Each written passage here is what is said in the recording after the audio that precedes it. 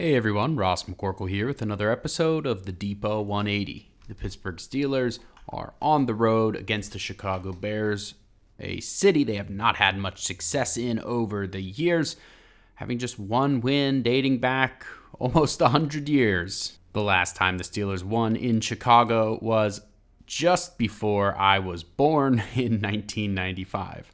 On the other hand, you have which force is greater. Aaron Rodgers has completely dominated the Chicago Bears matchup over the years when he was with the Green Bay Packers.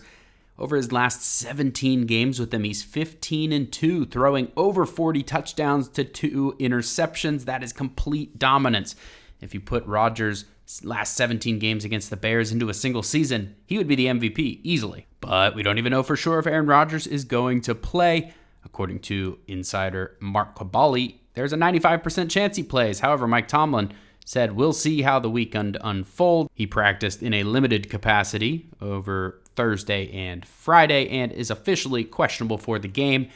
They're probably going to keep everybody waiting until 90 minutes before kickoff to give a final answer. If he's unable to go, Mason Rudolph should be able to keep the Steelers competitive. He did very well in the second half of last week's game against the Bengals, and now he would have had the entire week to prepare the game plan around his set of abilities.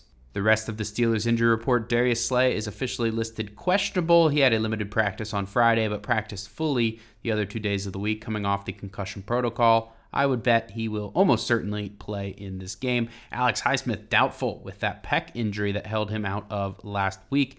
Most likely will not play. And then Cam Hayward with a new ankle injury that popped up, reportedly wearing a boot around the facility on Friday. However, it seems like he will play. He was limited on Friday, but we'll see what happens there. As for the Bears injury report, their top 3 inside linebackers, Tremaine Edmonds, Noah Sewell, and TJ Edwards, were all ruled out. Yes, they have no starting linebackers that are going to be available for this game. All 3 of their backups have very limited starting experience, if any, in the NFL. The other thing to watch is what happens with their cornerbacks, Kyler Gordon and Jalen Johnson, both on IR but returning, both practice fully at the end of the week.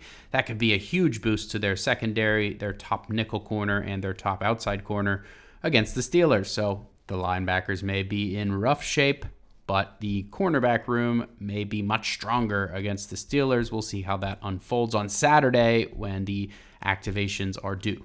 Let me know how you enjoyed the video on Twitter at Ross_McCorkle. And as always, visit SteelersDepot.com for your latest and greatest Steelers breaking news and analysis.